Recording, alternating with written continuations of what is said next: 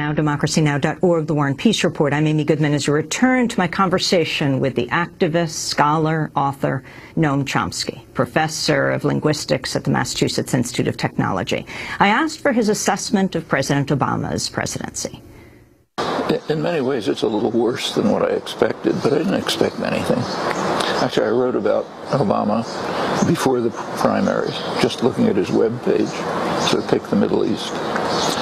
Take a look at his web page before the primaries. A lot of stuff about the Middle East. Most of it is how his undying love for Israel, which just overcomes everything else. There's almost no mention of the Palestinians in the phrase. This was, remember the time. This is the right after the last of the Israeli invasions of Lebanon, actually the fifth in 2006. And one of the things he's proud of about the Middle East, and he boasts about, is that he says, in fact, he did very little in the Senate, but one of the things that he did was co-sponsor a resolution in the midst of the war, insisting that the United States do nothing that might impede the Israeli attack on Lebanon until it reaches its objectives, and censuring Syria and Iran because they're allegedly supporting the resistance to the Israeli attack. That's his one great achievement with regard to the Middle East. So nothing that's happened there is any surprise. With regard to other issues, he was, as he himself put it sometimes, kind of a blank slate. He didn't say anything. There was vague talk about all kind of nice things. I don't usually admire Sarah Palin, but when she was making fun of this hokey, changey stuff, she was right. There was nothing there.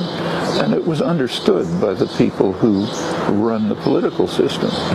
So it's a great secret that the U.S. electoral system is mainly public relations extravaganzas. You keep away from issues. It's a sort of a marketing affair. The people who run it are the advertisers. And they had their national convention right after the 2008 election, and revealed that they understood perfectly what was going on. They gave Obama the award for the best marketing campaign of the year. If you go to the business press, they were reporting how executives were really excited. I mean, we have this new model as to how to, delude people. We used to use the Reagan model. Now we can use the Obama model for our delusional systems that we construct, which is pretty much what the PR industry is about. So they captured it properly. I mean, there are a couple of things that he did that are, I think, he had a couple good appointments to the NLRB, National Labor Relations Board. There are a few actions here and there that you can kind of clap. He just announced his support of same-sex marriage, first U.S. president to do that. Well, not quite. Yes, he did, but he said it has to go to the states. So the states' rights version, that kind of means states can do what they like. He said something. And 30 states have constitutional amendments against same-sex marriage. One just a couple of days ago, yeah. But I mean, I'm glad he said it, but it's a pretty safe stand. Labor, there was a huge effort by the labor movement to get him into office. And the first thing he did was kick him in the face. No card check. In fact, what happened with the health program was quite interesting. As you know, of course, there was a very important senatorial election in January 2010 after Senator Kennedy died in Massachusetts, liberal state. And what was at stake was not just Kennedy's position, but the filibuster-proof majority, which is quite critical. Well, the Democrats lost that election, which is pretty dramatic, and it was carefully analyzed. There was, first of all, a ton of money pouring in to support the Republican candidate, who was a kind of a vacuum. I don't know if you followed it. I'm Scott Brown, and here's my truck. That was the campaign. But quite interesting was and in the suburbs, more or less affluent suburbs, voting was pretty high. In the downtown areas, the urban areas where the working class and poor people live, voting was quite low. What was quite interesting was the union vote, which was analyzed.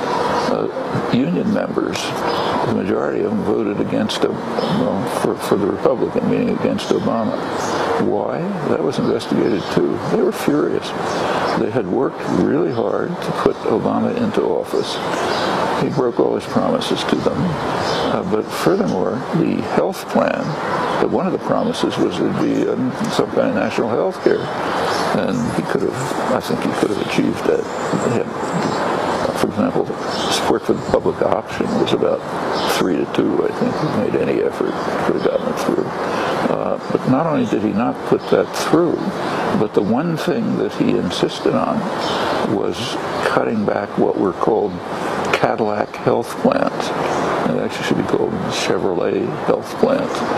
And those are the health plans that union workers had fought for years. You look at the history of the American labor movement, it's kind of abandoned all sorts of things all along the way. The rights of workers in the workplace, all kinds of things. But it insisted, it didn't make one gain. It made a compact with management, kind of a contract that they'd get good benefits, health benefits for themselves, not for the country. Of course, a compact like that lasts only as long as business decides to keep it. When they give it up, it's over. But they did have reasonable health plans for themselves. Those are the Cadillac health plans. So the one thing Obama wanted to do was to kill the health plans that they had sacrificed for and fought for 50 years, giving up plenty of other things in the struggle, and they were pretty angry about it, and understandably. And I think if you look at other constituencies, it's approximately the same. Take, say, environmental issues.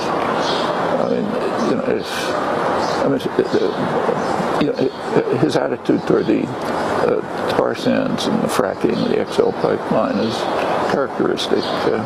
So in his State of the Union address, last State of the Union address, he emphasized the fact that we're in a great position. We have maybe 100 years of energy independence ahead of us using these methods which are going to destroy the environment. So who knows what things will be like in 100 years, maybe unlivable. But it sounded nice, so I'll put off the decision for a couple of months and just have the southern part of the pipeline built, not the part that crosses the border. That'll come next while you're not looking. But it's been that way on issue after issue.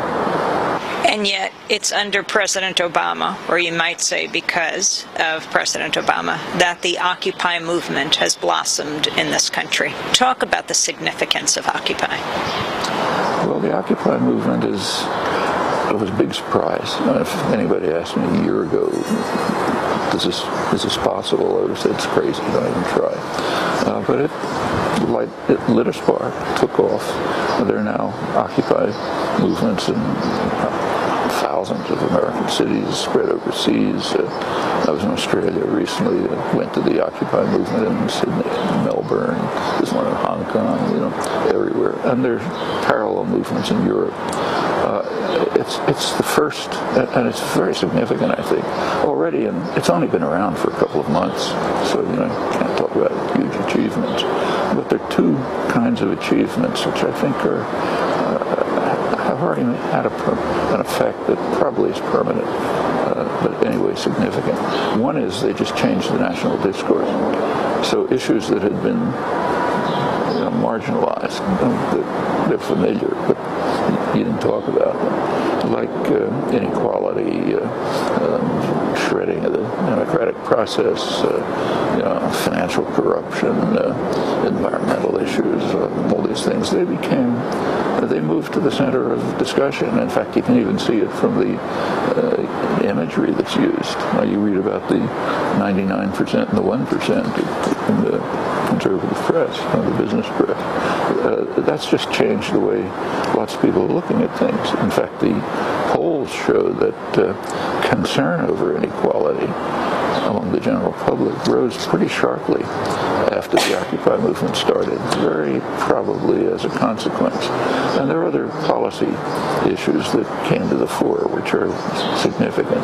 The other aspect, which in my estimation may be more significant, is that the Occupy movement spontaneously created something that doesn't really exist in the country. Communities of mutual support, cooperation, open spaces for discussion.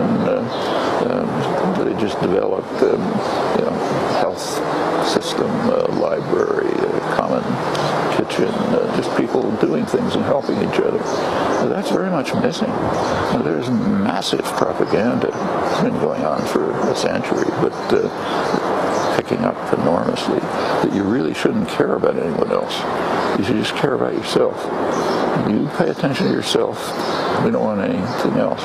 You take a look at the attitudes among young people. It's polled, it's studied, it's remarkably high.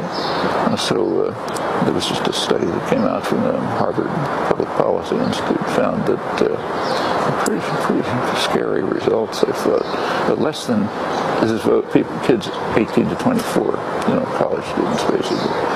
Less than half of them think that the government has a responsibility to deal with things like health care, food, and so on. When they say the government doesn't have a responsibility, that's kind of an interesting concept. If people thought they were living in a democracy, they would ask the question whether it's a public responsibility. But again, the propaganda system is designed to make you feel that the government is some alien force. It's against you. You want to keep it away from your affairs. In a democratic society, it would be quite different. Like you can see it on April 15th. A good measure of the extent to which a democratic system is functioning is how people feel about taxes. If you had a functioning democratic society, April 15th would be a day of celebration. It's the day on which we get together and fund the policies that we've decided on and that we've gotten our representatives to approve of. It's not what it is here. It's a day of mourning because this alien force is coming to steal things from you. Well, that's the kind of thing that the Occupy movement began to break.